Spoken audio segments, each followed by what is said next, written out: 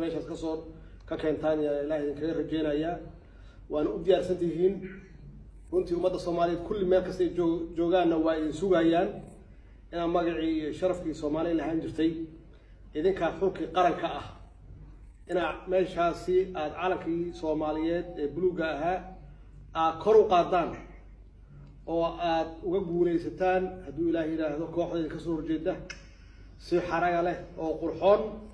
oo wanaagsan oo sharaf badan inaad uga guuleystaan yaa ilaahay idinkaga rajeynayaa runtii